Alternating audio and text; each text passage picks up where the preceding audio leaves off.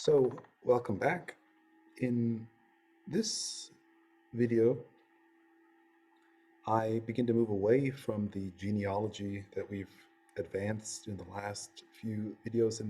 Of course, this module is called, not for no reason, is called Genealogy, Moral Economy, Democracy, because it's actually subdivided into three distinct but interrelated parts. The first addressing some of the historical issues of economy and the cooperative economy in particular. The second, which we're entering now, getting into the normative framework. So we start with the historical framework, we move into the normative framework, and we conclude by developing some of the analytical tools that are extended and developed throughout the rest of this series of lectures. So particularly in the third module, which focuses on the analytical aspects. So here and in the next section, which continues into democracy, we have more of the normative framework. I attempt here now to follow the trajectory of social thought that has not been covered in prior chapters and fill in some of the blanks on issues that have been addressed.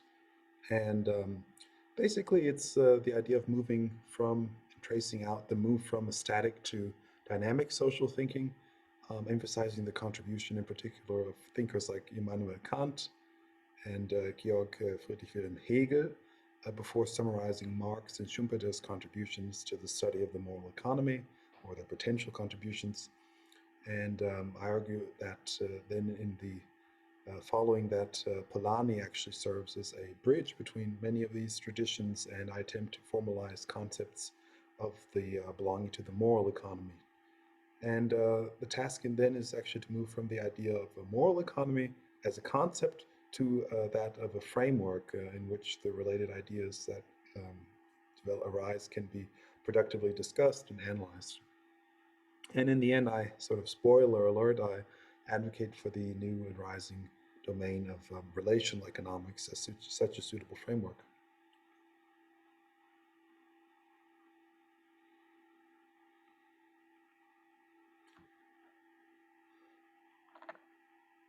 So, as I said, I'm moving again from the concept to the framework and starting at this point with Aristotle, and in fact, particularly honing in on one of his less read works, the Eudaimonean Ethics. Of course, everyone knows the Nicomachean Ethics. The Eudaimonean Ethics is, I find, a much more authentic representation of what Aristotle's views on ethics, for better or worse, are, and contains two of the same books as the Nicomachean Ethics as well, to boot, including, I believe it is chapters or books 6 and 7 that are 5 and 6 in that one, or it might be the other way around. In any case, it doesn't matter. But in particular, Aristotle in this book is concerned with issues of ethics, and as the title suggests, and particularly issues such as friendship, justice, and partnership. And Aristotle argues in the following way, that justice is regarded as a kind of equality. And this is a very interesting use of metaphor, because in fact he's using mathematical terminology here. In fact, the equality that he refers to is not equality in kind, but in fact it's a mathematical unit. And he defines this more explicitly, saying there are two sorts of equality: arithmetical and proportional. So following this, he suggests that there will be corresponding sorts of justice, friendship, and partnership to each of these types of equality. And it's important to follow Aristotle here. So he's actually saying that one set of relationships are civic or democratic friendships, demokratia koinomonia, and the other is monarchical or aristocratic friendships, aristokratia I aristokononia. In fact, the democratic or civic friendship, the former, is for Aristotle based on what he suggested first, the arithmetical equality, meaning that both partners in the relationship, as he suggests, are measured by the same standard. Examples of such friendships are friendships between comrades or siblings. On the other hand, aristocratic friendships are based on proportional equality because, as Aristotle argues, what is just is not the same for superior and inferior, but should be in proportion. In fact, comparing this type of friendship with patriarchal relationships, we see here and elsewhere that Aristotle does have a tendency to define human relations via a teleological metaphor. In that sense, it's ends based. So, if one is in a master servant relationship, justice is defined by that relationship and not by some uh, ulterior standard. This is a very static and metaphorical thinking, and in fact, it permeates his entire view of justice. Thus, as he argues, all constitutions exhibit particular forms of justice, for a constitution is a partnership, and every partnership is founded on justice. He continues in a revealing passage that there is a common relationship that links soul and body, craftsman and tool, and master and slave. Between these pairs, there is no partnership because they are not two different things. The first term in each is unified, but the second belongs to the first and has no unity of its own. It's a very interesting passage there and very revealing. So, a slave, again, as I mentioned in our introductory section on the genealogy of Greek thought, I suggested that the Greeks, in very much a sense, defined the freedom of democracy with slavery and defined slavery as the reverse, sort of like a coin, side of freedom. So here we see this crystallized in some of the highest purple prose of the time in Aristotle. Additionally, he regards the relation between master and slave as the same as that of craft and tools and of body and soul. Such relationships are not friendships or forms of justice, but something analogous. So we can see actually that Aristotle immediately disregards the humanity of the slave, displaying a master slave ontology that was very influential on the history of Western philosophy, and which I argue in the cooperative economy towards a stakeholder led democracy was to remain relatively unchanged until Hegel. So that was from book 7 of the Eudemonian Ethics. Uh, in fact, he also discusses in this book what he calls civic friendships. Um, so most people who study philosophy, students, and even some, members of the general public are quite aware that Aristotle is cited as suggesting that human beings are political animals, zoon politikon. In a passage following this description of civic friendship and civic justice, he actually comments in the following way: indeed, all justice is about relations towards a friend. For justice concerns individuals who are partners, and a friend is a partner either in one's family or in one's way of life. For human beings are not just political animals, but also domestic animals. And this is the notion of polo oikonomikos, so meaning homo economicus.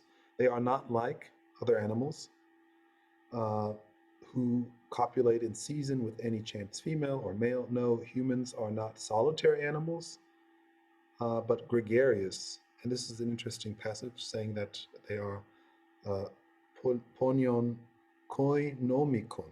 So actually, this means homo socialis, in a special way, a social animal, forming partnerships with their natural kinsfolk. Accordingly, even if there were no such thing as the state, there would be partnership and justice of a sort. So that's Aristotle discussing the notion of civic friendship. When he discusses esteem and friendship, actually, I should say, also in the same book, he says that demonstrating the opposite natures of civic and moral relationships, that discharging a legal obligation is simply a matter of money. That is how the equality, remember, this is how Aristotle defines justice, is measured, whereas discharging a moral obligation depends on voluntary consent. He concludes that within the moral civic domain, what grounds of complaint can either have when their trust rested not on the law, but on one's moral character, or the other's character, rather.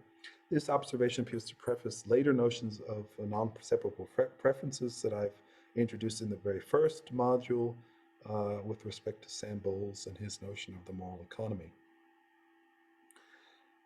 Uh, may get into that again in a later module, in the third module.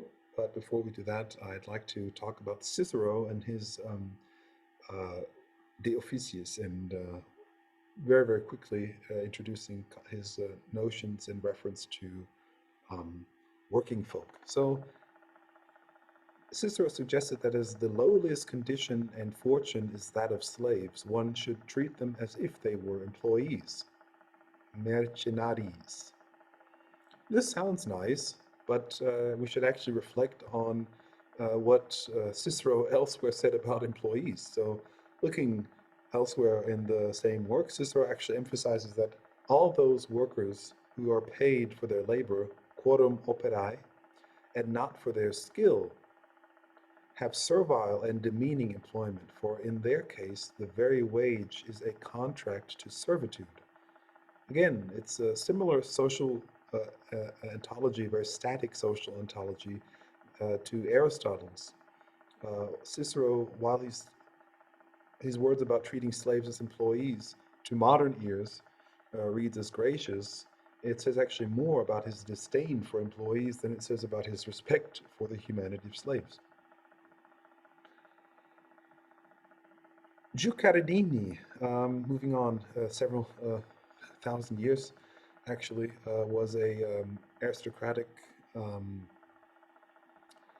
historian who was referred to as a product of the Medici. So he was a Florentine living in the 15th century, and in fact, he was very much an ally of the Medici and wrote a very fascinating dialogue featuring two voices. Of course, a dialogue is not a monologue.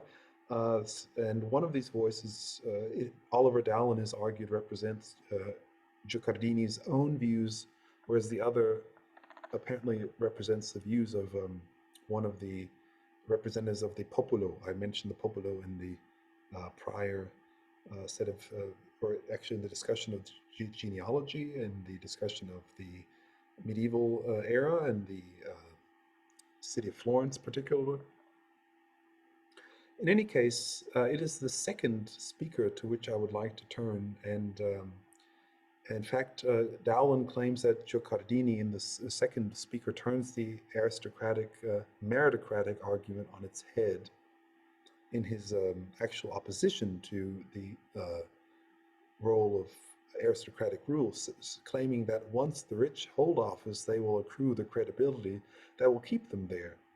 In this way, they will be aided by the deference of the lower classes. Luck and sharp practice, rather than any specific virtue, have given the rich their electoral advantage, and they maintain their power by lobbies, slates, and coalitions. Interestingly, Guicciardini's speaker actually speaks of real liberty. He says, I talk about real liberty, vera libertà, because they have only showed us liberty so far without really granting it to us. On the one hand, they gave us the power to vote, and they convinced us that we could all equally take part in all honors and advantages. On the other, they managed to set up things in such a way that they can still enjoy all advantages with our own consent, with no violence and no explicit oppression, and we are, therefore, still their servants in many respects. Therefore, we go to council meetings with the same curiosity with which bears look for honey, and we do not realize that it is just useless effort and servitude, and that if we make a balance at the end of each year, it always turns out that we have not gained anything really relevant. It's a very interesting and insightful passage that reflects a uh, in certain sensitivity to the appeals of the popolo, of the poor classes, of the guilds. And in fact, Dowling states that this contribution reveals how Guicciardini's own class maneuvers to give freedom with one hand and take it with the other. He also suggests how the concept of consent, the centerpiece of later social contract theory that I'll return to, is used to disguise what is essentially the loss of the right to office.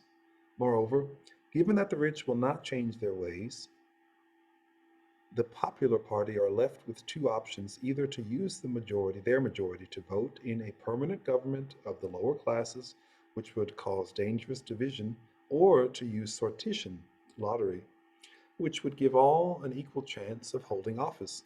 In this way, Giucardini presents lot as an alternative to the arbitrary rule of the poor, and thus as a means of establishing a genuine polity in the Aristotelian sense of the term. Next, on this very rapid uh, move from a static to a dynamic conception of the moral economy, I'd like to move to a very deeply understood um, thinker, Machiavelli. And Erica Banner has actually written a masterful work called Machiavelli's Ethics. I think it was published 2009 by Princeton University Press. And in fact, she argues that a correct reading of Machiavelli should emphasize the historical context in which he wrote, and she concludes that the reading of Machiavelli as a moral philosopher in the Republican tradition is the most accurate. Thus, she argues that Machiavelli's ethics may be described as an ethics of self-legislation. A basic premise of all his political works is that human beings have no choice but to establish their own laws and orders, leggi and ordini, through their own corruptible powers of reasoning. They should expect little help from nature, God, or the natural sciences, but must exercise their free will, always under severe constraints, to impose and uphold fully human orders. These constraints can be, but are not always, man-made. Uh, I'll return to some of these again in a moment. Um, and in fact, should outline firstly that Machiavelli perceived that moral development is a distinctly human trait, that moral development takes the form of self-imposed constraints on free agency. So Benner suggests that the ethical value of free agency is fundamental for Machiavelli's arguments. He treats it as an innate capacity that explains the possibility of human virtue, and thus deserves respect, respecto or rispetto, regardless of the specific ways in which agents exercise it. At the same time, he argues that ordered civil life is impossible unless free agents impose constraints on their own movements consistent with respect for the freedom of others. Political orders acquire stability when citizens see their own self-imposed constraints as having the quality of necessity, a word that has the sense of an ethical imperative. Moving on to the role of rhetoric in Machiavelli, his basic criterion is not whether acts of persuasion, so the use of rhetoric, secure a name or reputation for greatness, a vast groundswell of popular support, or even a semblance of civil order for a time. It is how much stable order is achieved as a result of persuasions, or to put it negatively, whether certain persuasions tended to intensify partisan conflicts, undermine standards of public transparency, and create a legacy of disorder. So, surely some of the listeners will be aware of some contemporary examples of such uh, legacies. Thus, she argues, Benner does, Machiavelli treated political theory as a rhetorical practice based upon historical knowledge which aims at verisimilitude rather than truth, and endeavors to impel passion and commitment in addition to conquering reason's consent. Machiavelli is said to have added two essential supplements to bolster Republican defenses. One is an infusion of passions to compensate for motivational shortcomings of ragionare, of reason. The other is the replacement of verisimilitude for truth as standard of knowledge needed for political action.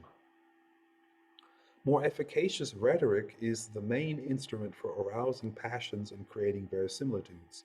Thus, Machiavelli outlines the importance of opposing wrong rhetoric with right rhetoric. This does not address the question of where the criteria for this comes from. Some criteria of truth, verita, is required, and Machiavelli appears to find this in the process of accountable public discourse. So it's in the process that he finds it, To search for what is true is to look for the best possible account based on reasons that are not arbitrary, partisan, or private, but general and open to continuous critical scrutiny. Rhetorical appeals are not likely to be useful for founding such an order. Thus, the standard of truth is the people, il popolo, themselves. Of course, this process-oriented focus requires a shared sense of agency, which can only be achieved by the event and process of cooperation. Thus, Machiavelli's popolo is an agency that takes shape or disintegrates through the actions of its constituents.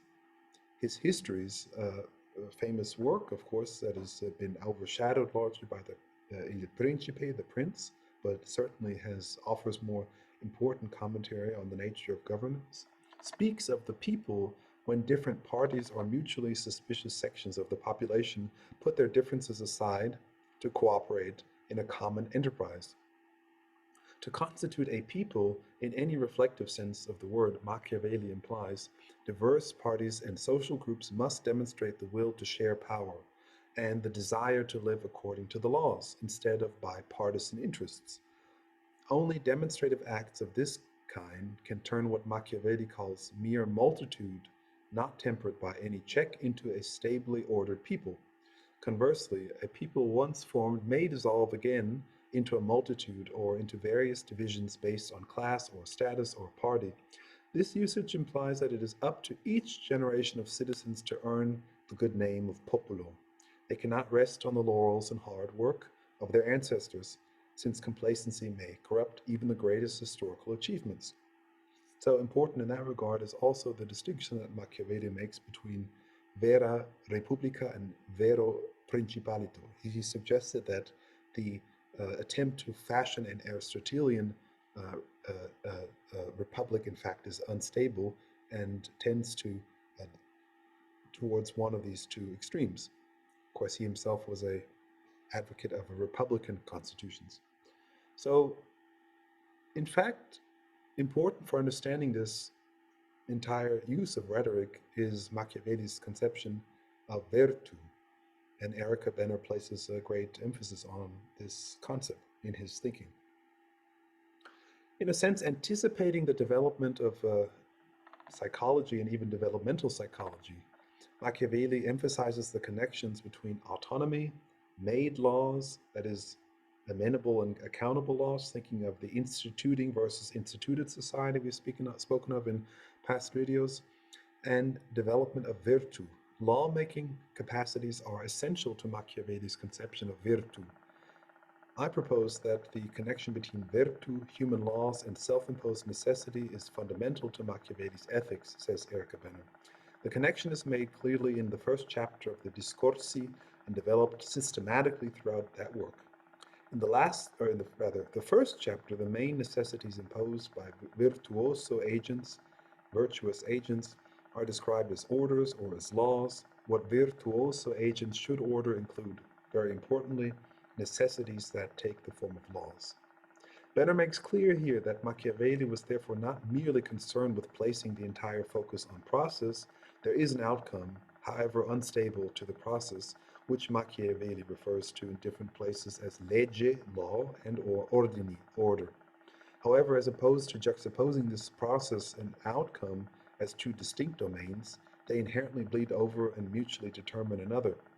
When the products of virtu are orders framed as laws, this allows human beings, whether considered as individuals, cities, or species, to exercise a degree of autonomy in relation to the constraints that they always bear on them. Through the responsible exercise of virtu, individuals and cities can avoid being dominated by forces that they perceive as external to their own. Indeed, Machiavelli implies that the exercise of self-legislating and self-ordering virtu offers the only means human beings have to escape such domination. It must be exercised constantly, or whenever an agent fails to reflect prudently before acting or to take full responsibility for his own actions, external pressures will enter the vacuum and begin to govern agents more than they govern themselves. It's easy to see here a great advancement over the static ontology of Aristotle and Cicero. Machiavelli introduces the notion of self-management that reminds one of the ideal of the Yugoslavian enterprises we've spoken of in prior videos. In particular, Benner makes clear that Machiavelli saw the dynamic quality of what we will later see as moral competence. People become virtuous by means of having opportunities to exercise virtue. Before closing the discussion on Machiavelli, one other concept is of interest, and that is fortuna.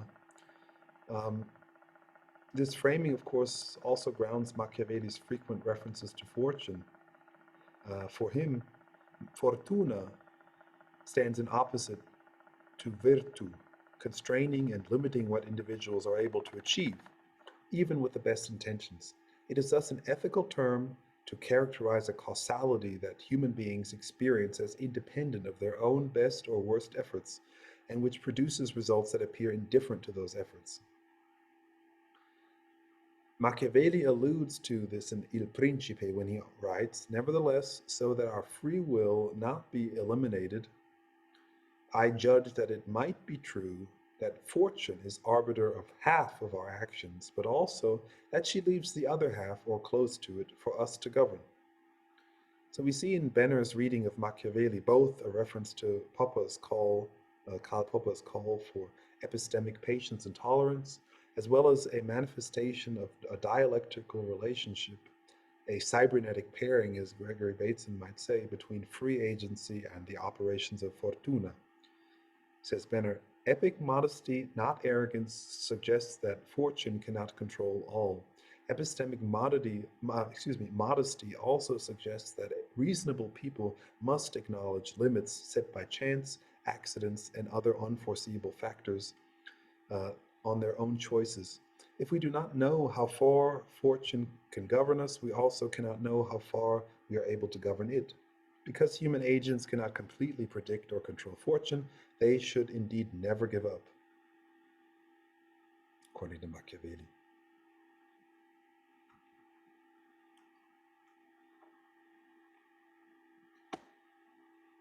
So that is one generation of thinkers closing with Machiavelli with his very interesting critical examination in a very unstable time in the first and then Second Florentine Republic, punctuated by the rule of the Medici, who he also served to some extent out of survival, and by whom he was imprisoned. And of course, he led the Republican armies against the Medici.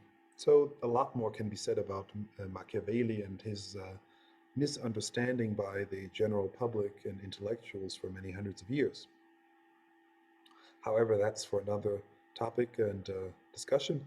Moving on to Kant, who concludes in his Metaphysic of Morals, the Metaphysik der Sitten, that according to law, acquisitions are of three kinds. The man acquires a wife, the couple acquires children, and the family servants. Everything that can be acquired is at the same time inalienable, and the right of the owner of those objects is the most personal. According to this reading of Kant, a servant is thus the property of their employer. With the contract, he belongs to the servants belong to him.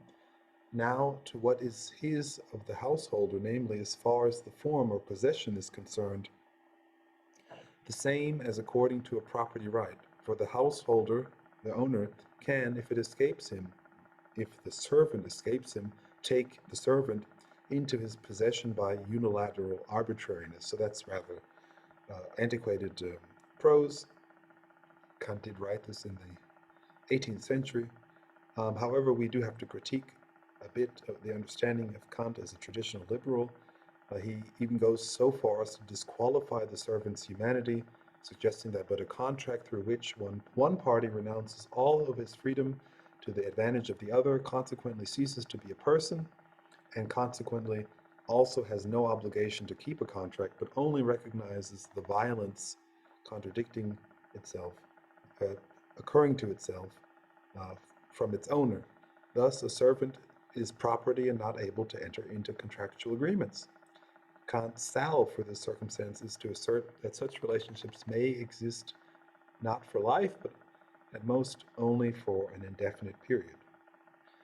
So this is Kantian Sittlichkeit or morality, and this was a standpoint that was maintained unchanged until a late contemporary of Kant's, Hegel, uh, was writing, in particular during his time in Jena, as Napoleon was ravaging Europe or conquering large parts of Europe. Some of the events that occurred during this time impacted the young Hegel quite significantly. So while for Kant there still remained an ontological inner limitation in his liberal view of human freedom, and particularly as regards to its legal aspect, the law is the law, Kant might say, in that the worker is considered for him to be an object in as far as he or she works. Hegel, I would argue, began a process arguably continued by Karl Marx of viewing the relations of productivity dialectically, i.e., in a sense we would refer to in modern terms as emergent. This is clear to see in the famous discussion in section A of Book 4 of the Phenomenology of Spirit. Here, Hegel comments firstly that the self-consciousness is in and for itself, in and through that it is for others, and is for itself, meaning that for Hegel, uh, what we term self-consciousness is characterized by the opposition of determinacy. That is, it is indeterminacy and interdependence. Thus, in a rather obscure language typical for 18th or 19th century Romanticism, after all, Hegel was a friend of Hölderlin, he describes the process of self-consciousness similarly to a journey. The fascinating and prophetic aspect of Hegel's analysis is his recognition of the quality of the metamorphosis that occurs, for instance, in productive relations. I do recommend rather reading these sections of Hegel. I will skip over some of this because, in fact, it's quite long and extensive and rather obscure language. But to distill some of what he's saying, he does recognize the quality of a metamorphosis that occurs in productive relations, and which was again picked up and developed by Marx. So Hegel, in fact, writing about the return part of this journey, suggests that the two consciousnesses that interact or that meet do not, in fact, give and receive each other back as they are conscious of another through consciousness, but only leave each other indifferently as objects, or release each other as objects, one might translate this as. So Hegel refers to this process as abstract negation. This double movement of double movements, which he calls it, results in what Hegel refers to as two moments, unequal and contradictory, one of which he calls the being for itself, für sich sein, and the other is being for another, für ein anderen sein. These are described as two opposite forms of consciousness, the one independent, for which being for itself is, the other dependent, for which life or being for another is the essence. One is the master and the other the servant. So, seeing a similar idea as we saw in Aristotle earlier in his notion of identifying the master with the servant. While the master for Hegel is the consciousness that is for itself, but no longer just the concept of the same, but consciousness that is for itself, which is mediated with itself through another consciousness, the servant is described as self-consciousness in general, or the simple I, das einfache Ich. Both stand in relation to each other, as Hegel states, in fact, as objects, meaning their relationship remains forever unconsummated and mediated via object relations. So it's very interesting to see this notion of introducing time into the observation of the relations between a master and his servant. In the servant, in his labor, in the master, in his enjoyment, that is the pleasure of consumption.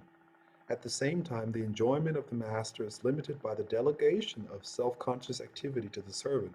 The master who inserts the servant between the activity of enjoyment and himself thereby only connects himself with the dependent nature of the thing and enjoys it purely, but he leaves the side of independence to the servant who works on it. Thus, in this practical autonomy which Hegel describes as pure negative power, everything which the servant does can be considered an extension of the master. What the servant does, as Hegel says, is actually the master's doing, resulting in a one-sided and unequal acknowledgement. However, Hegel argues, in this lies the dialectic, as the inessential doing of the servant is that which defines the master's identity. As Hegel suggests, the inessential consciousness is herein for the master the object for which, rather, the object which constitutes the truth of the certainty of itself. But it is clear that this object does not correspond to its concept, but that in which the master accomplished himself. Something quite different has developed for him than an independent consciousness. So the master does not have an independent consciousness, not independence, but rather something dependent has developed. It is therefore not certain of being for itself as the truth, but rather its truth is unessential consciousness and the unessential doing of it. While the self-consciousness of the master therefore appears as marginal, the servant in the course of his or her labors develops what Hegel calls a knechtsches Bewusstsein, a servile consciousness. This process of realization, what Marx, as some of you might realize, later went on to refer to as class consciousness, occurs, according to Hegel, through the experience of working under the tutelage of another. Thus, the labor process has a pedagogical function, according to Hegel. Without the discipline of service and obedience, fear remains in the formal and does not spread to the conscious reality of existence or consciousness. Without this education or training, fear remains inward and mute, and consciousness does not become for itself. So these are very interesting snippets of a much larger work, and of course this work largely influenced the tradition of Marxism and in general critical theory, but we certainly do see a tendency here towards away from a static and towards a dynamic observation of social relations in general and productive relations in particular. And it's a little bit cheeky as well. So I wanted to get into some of the other aspects of Hegel's thought and influence, particular two aspects. The first of which is his influence by various discussions within what we call political economy, and the second I'll get into later. So firstly, of note is the distinction between Hegel and Adam Smith's thinking, his influence by and on political economy. And this distinction on market society as self-regulating is very interesting of note here. So Hegel is much less libertarian than is Smith. Henderson and Davis describe three main distinctions between Smith and Hegel in this regard. Firstly, the authors argue that Hegel did not share Smith's more complacent late Renaissance thinking, emphasizing instead the violence of reason's development in history. Therefore, they argue that Hegel's notion of die List der Vernunft, the cunning of reason, often compared with Smith's invisible hand, is in fact a much more ambivalent concept. Second, the authors argue that Hegel's views on the relation between transcendence and immanence, i.e. between public purpose and individual interests, is equally more ambivalent than Smith's. For Smith, the authors argue, that is, self-seeking preserves the individual integrity of the economic agent, while for Hegel, individuals' subjective self-seeking as often as not leads to their destruction. Moreover, Hegel is more explicit in embedding self-interest in a scheme of public purpose from which he emphasizes it cannot be divorced. Thus, while he writes, "A purpose for which I am to work must in some way also be my purpose," and this is the infinite right of the subject that he finds himself satisfied in his activity and work. If people are to be interested in something, they must have themselves in it and find their own sense of self satisfied in it. He at the same time ensures that a civic order cannot arise merely in such a way. Man must avoid one must avoid a misunderstanding here. One blames him and rightly says of an individual in a bad sense that he is interested at all, that is, he is only looking for his private advantage. When we censure this, we mean that it is that the individual seeks this private advantage without sentiment for the general purpose, on the occasion of which he or she struggles for the other, or even by sacrificing the general. But whoever is active in a cause is not only interested in the general, but also interested in the cause itself.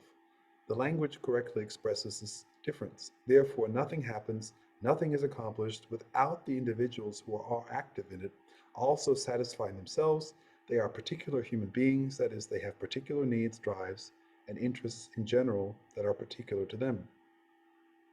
Lastly, the authors argue that Hegel was not an ontological individualist. While Smith only saw individuals as an abstract nations, Hegel's use of the Die Vernunft in sich, a reason in itself, distinguishes him as an early prefigurer of systems thinking. Nevertheless, Hegel's proto-systems thinking did adapt much of Smith's notion of self-interest. Thus, while the individual must discover and address the self-interest of other individuals in the marketplace, nonetheless, it specifically remains a matter of the individual's self-interest to do so. Thus, a higher form of sociality emerges via the contradictory activities of self-interested individuals, though that social harmony the invisible hand creates still preserves the play of self-interest. Thus, while Smith places the emphasis on the individual, Hegel's individual is always embedded in a totalizing process of dialectical movement. The second aspect of Hegel's thinking that I wanted to draw attention to was his influence supposed by Susan Buck-Morss by the revolution in Haiti. So recent decades have in fact seen renewed interest, in particular in the younger Hegel's connections to the revolution in Haiti. This was in part spawned by work by Williams and James, but came to a direct head with Susan Buck-Morss's path-breaking essay, Hegel and Haiti. This essay answers the question, where did Hegel's idea of the relation between lordship and bondage originate, with the definite answer that it was Hegel's active reflections on the ongoing Haitian revolution that inspired the development in Hegel's thinking, first crystallized in his Genealogy that were the outline for his phenomenology of spirit. In fact, that this spirit of freedom could be catching, crossing the line not only between races but between slaves and freemen, was precisely what made it possible to argue, without reverting to an abstract ontology of nature, that the desire for freedom was truly universal, an event of world history, and indeed the paradigm-breaking example, says Buck-Morss. Therefore, while Hegel had, prior to his observations of the Haitian events, restricted his commentary to Kantian categories like Sittlichkeit, now, this young lecturer, still only in his early 30s, made the audacious move to reject these earlier versions, more acceptable to the established philosophical discourse, and to inaugurate as the central metaphor of his work, not slavery versus some mythical state of nature, as those from Hobbes or Rousseau had done earlier, but slaves versus masters, thus bringing into his text the present historical realities that surrounded it like invisible ink. Buck-Morss, agreeing with Henderson and Davis, surmises that it was the reading of Smith that inspired a shift in Hegel's thinking. Thus, in the first Jena Systementwürfe of 1803 to 1804, Hegel thematizes the battle for recognition in a way that marks a break from both the classical concept of ethical community, Sittlichkeit, and the Hobbesian concept of individual self-preservation, the state of nature. It is here that Hegel's criticism of slavery is most pertinent, and it is here where Hegel truly moves beyond the ontological individualism of Smith in his direct use of notions like classes. Thus, one has only to collectivize the dependency of the master in his Jena lectures, which became the Phenomenologie des Geistes, in order to see the descriptive pertinence of Hegel's analysis. The slaveholding class is indeed totally dependent on the institution of slavery for the overabundance that constitutes its wealth. This class is thus incapable of being the agent of historical progress without annihilating its own existence, suggests Buck-Morss. Buck-Morss asks then, after considering the evidence, why should Hegel have been a modernist in two senses only, adopting Adam Smith's theory of the economy and adopting the French Revolution as the model for politics, and yet when it came to slavery, the most burning issue of his time, with slave rebellions throughout the colonies and a successful slave rebellion in the wealthiest of them, how could Hegel have stayed somehow mired in Aristotle? Moving on to Karl Marx, in particular, I wanted to draw on one important lesson of Marx and his observations, or rather two, uh, about the role of cooperation in both capitalism and in the economy general. And it is in this, he, at the one hand, on the one side, in the Grundrisse, suggests that cooperation is the highest form of economy. And on the other side, in fact, that discussing or introducing the concepts that distinguish capitalism in the 11th chapter of the first volume of Capital, he suggests that it's the new form of average labor time that the productive benefit of modern industrial labor is realized. Even if the working method remains the same, the simultaneous use of a large number of workers causes a revolution in the objective conditions of the work process. To what does Marx attribute this revolution? His answer is clear in the following passage. The form of work of many who work in the same production process or in different but related production processes according to a plan is called cooperation. Thus, capital as a social relation organizes labor in a manner similar to what Hegel describes above, uh, prior. However, apart from Hegel, Marx finds that the qualitative changeover in the emergence of a specific form of cooperation, how the attacking power of a cavalry squadron or the resistance of an infantry regiment is essentially different from the sum of the attacks developed by each cavalryman and infantryman individually, and resistance forces, that is, the mechanical power or sum of isolated workers of the social power potency that develops when many hands work together simultaneously in the same undivided operation. For instance, when it's a question of lifting a load or turning a crank or resistance from to clear the way. The effect of the combined work could not be brought about here by the isolated work of all, or only by over a longer period of time, or only on a small scale. Marx underlines the emergent nature of this phenomenon with reference to John Beller's. It is not just a matter of increasing individual productive power through cooperation, but of creating a productive power that is in and of itself mass power. To underline his point, Marx states that this surplus in productivity is not solely due to the aggregation of individual labor, but in most productive labors, mere social contact generates competition and a peculiar excitement of the animal spirits, which the increase of the individual increases the individual efficacy of individuals. So that, as Marx argues, a dozen persons together in simultaneously working day of 144 hours produce a much larger total product than 12 isolated workers, each working 12 hours, or than one worker working 12 days, one after the other. To this social function of cooperation come multiple other benefits, as Marx argues, including Smithian division of labor, returns to scale, spatial returns, and others. Under all circumstances, the specific productive power of the combined working days is social productive power of labor or productive power of social labor. It arises from cooperation itself.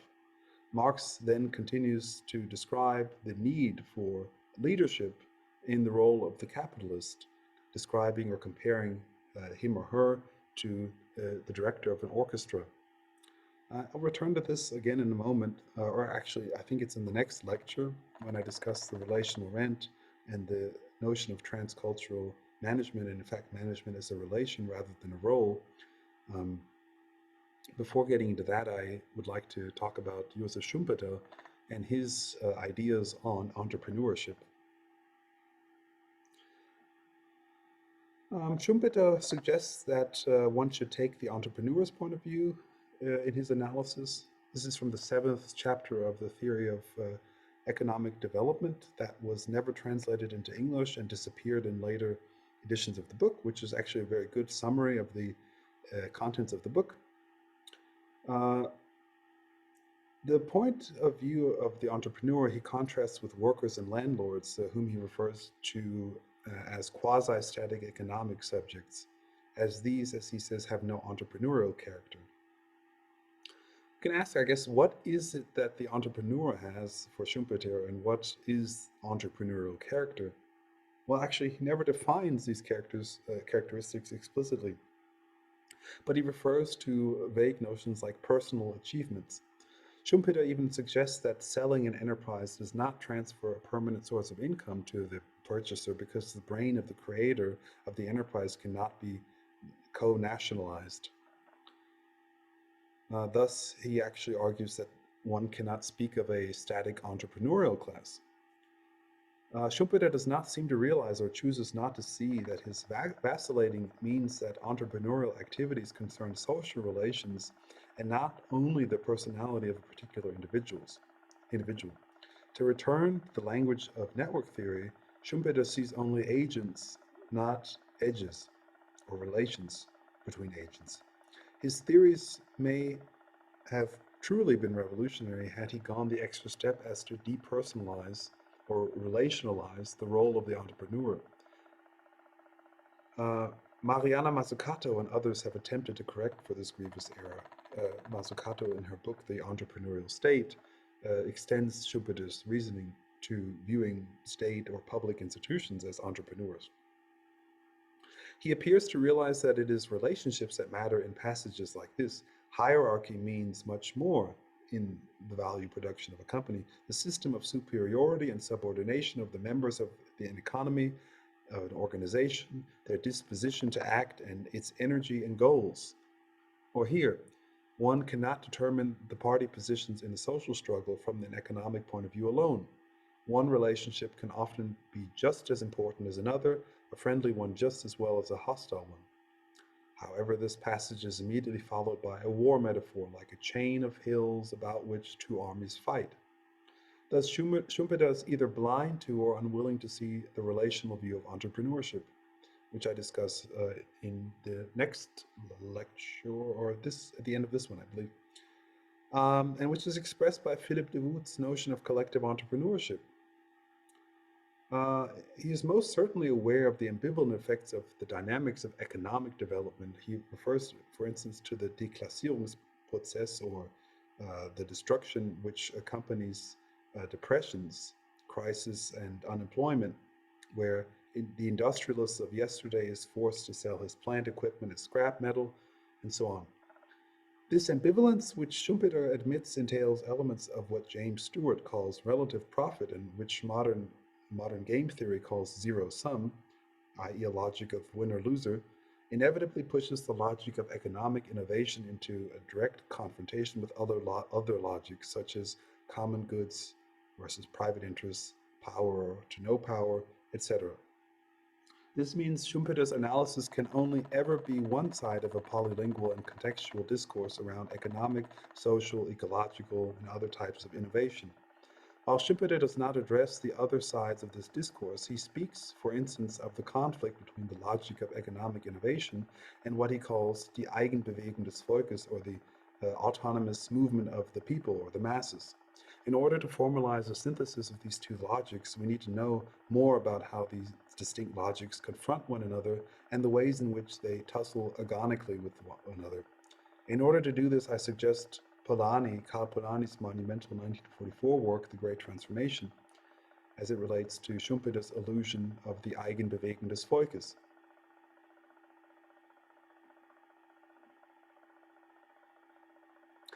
In fact, Polanyi argues that the concept of the economy can be better defined as a substantive rather than a formal phenomenon. The substantive meaning of economy, for Polanyi, derives from man's dependence for his living upon nature and his fellows, and refers to the interchange with his natural and social environment insofar as this results in supplying him with the means of material want, satisfaction, whereas the formal sense derives from the logical character of the means-ends relationship as apparent in such words as economical or economizing.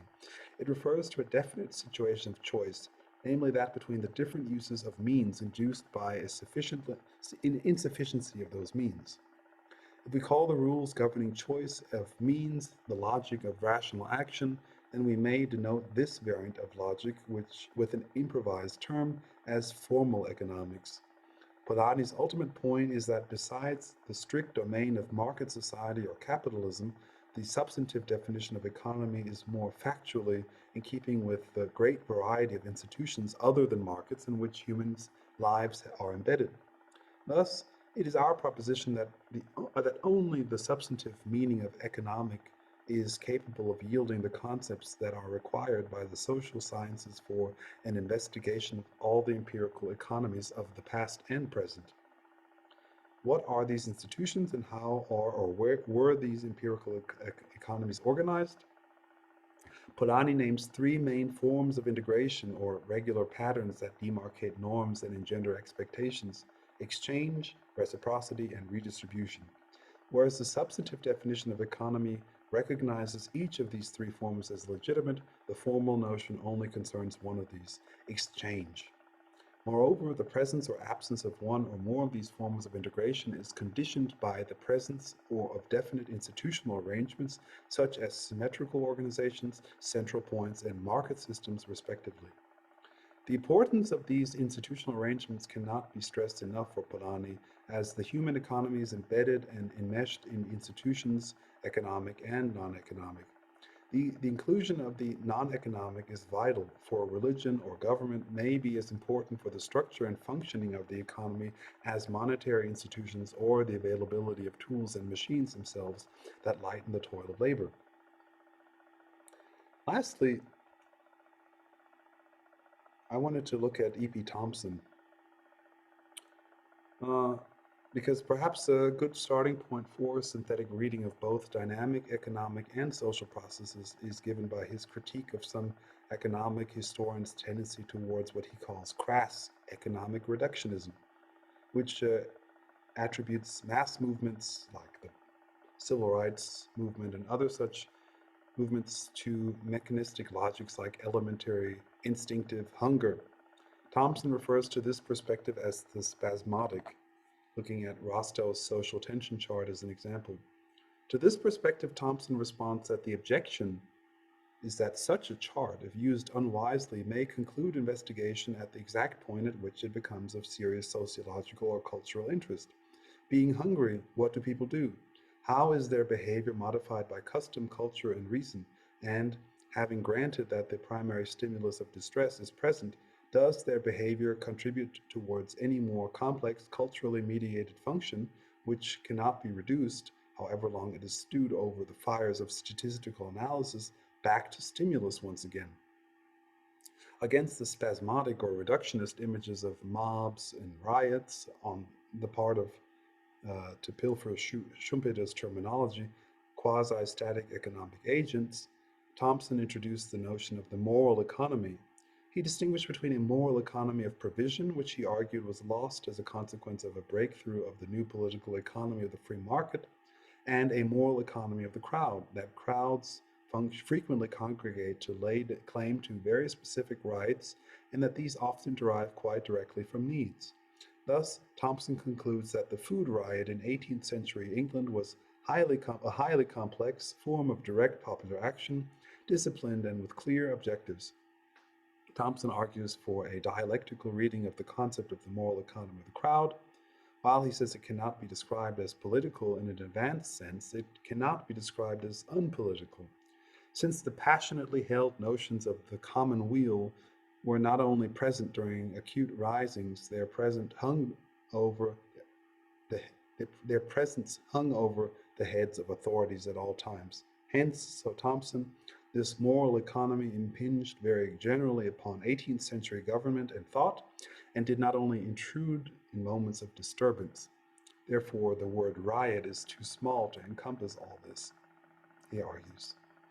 The point of analysis is that the crowd is an expression of the organic unity of the divergent spheres of human social life, and especially the crowd embodies a potentiality, a kind of potential energy running orthogonal to the operations of the market.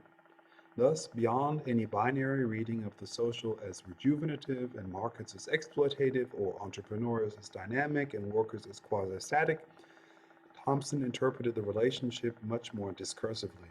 If the market was the point at which working people most often felt their exposure to exploitation, it was also the point, especially in rural or dispersed manufacturing districts, at which they could feel most at ease. This because the market was the place where the people, because they were numerous, felt for a moment that they were strong. We see here an attempt to move beyond the under-socialized position of Schumpeter and the over-socialized position of Polanyi to what I call in the next chapter or discussion polylingual. So this is the last part of this lecture, and I'm trying to move on, as I said, from a concept of the moral economy as introduced by E.P. Thompson and also alluded to by others like Polanyi, to a framework in which this can be discussed, analyzed, and formalized. Um, so one potential framework is that of relational economics, as I've already alluded to at the beginning with the spoiler alert, and I do cite here Joseph Wieland, who has said that since its earliest beginnings, economic theory building has always been linked to a spatial conception of society. The oikonomia in the Greek polis, the household economy, and various other iterations has been based on the conception of a social, political, and cultural space that provides a comparatively stable environment for the system of economic transactions. This entrenched distinction between system and environment, in turn, has made the economy and society mutual sources of external positive and negative effects. The economy is an engine for societal development, concerning both material prosperity and the sustainability of living conditions. Conversely, society defines the political and cultural prerequisites and conditions for any and all economic services. But how is the connection between economic transactions and the social societal space to be understood in a global economy in which the idea of a global society that is separate from the global economic system is to date at least hard to imagine? Wieland asks. While the old school of national economics mentioned in the introduction and other discourses approaches the economy as a space or as a politically or administratively integrated unit, the relational perspective sees it as a network of transactions on the part of individual and collective actors from various areas of society, especially from the economy, politics, and civil society.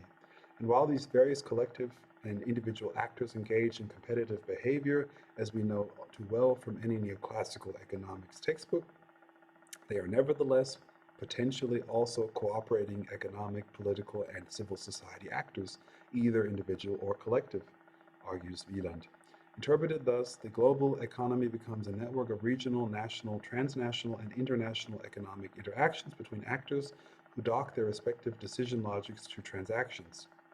These transactions, which the relational perspective like Polanyi views as extending beyond mere exchange transactions, become attractors of societal interaction. These transactions and the actors who engage in them, both firms, governments, and civil society, become the unit of analysis.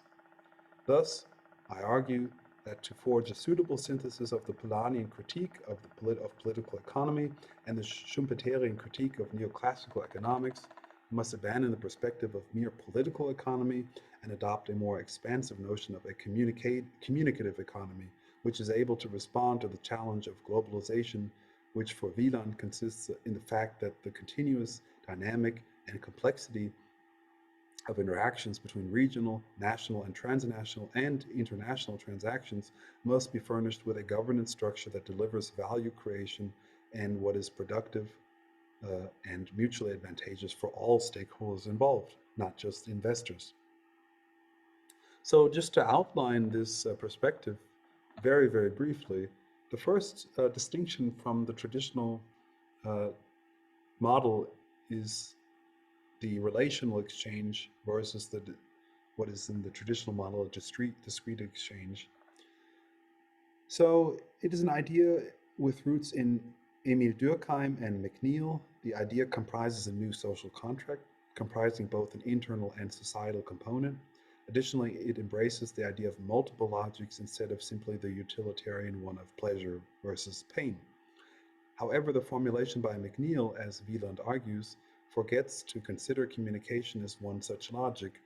Thus, the entry point of relational economics is the process of relationalizing or communicating different logics involved in relational exchanges.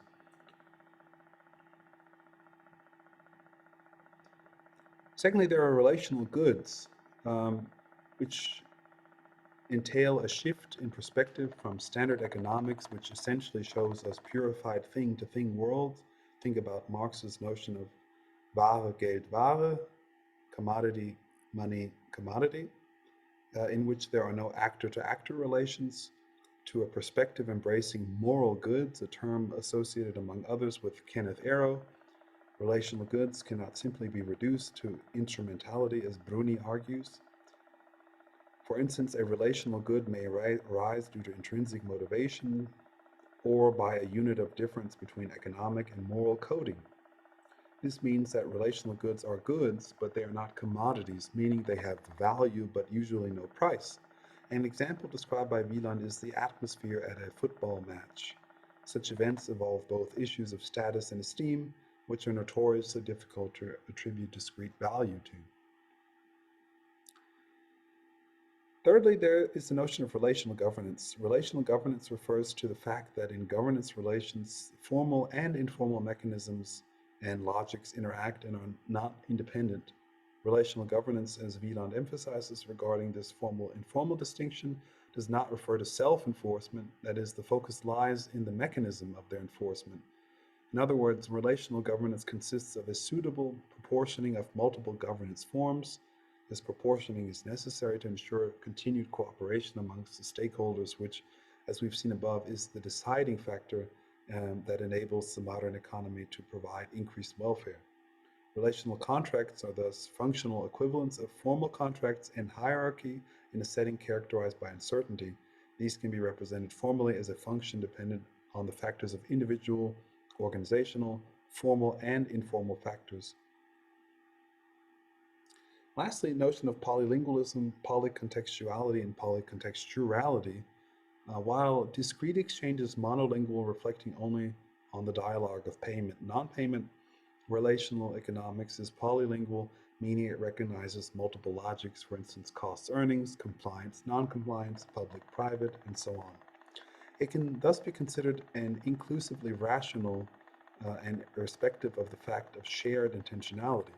However, expectations must be guided by various guidelines and procedures. Thus, this notion above of the individual, organizational, formal, and informal factors are essential in guiding expectations. After all, as mentioned, governance is a relation of relations. Thus, relational governance must exhibit the traits of being recursive, simultaneous, and productive. In formal opposition to Polanyi's call for embedding, Wieland claims relational economics does not view the connections between economy and society as a process of embedding, integrating, or reintegrating the economy in a hierarchically superordinate life world. It views the idea of using ethics, politics, culture, or religion, in fact, of using any superior system in the society to directly control the economy and firms with considerable skepticism, not because it would be impossible to do so, but because in its view, doing so would entail prohibitive losses of social welfare. So, in the next video, I will be going back to, or rather finishing this module and discussing the importance of democracy as an extension of this relational view.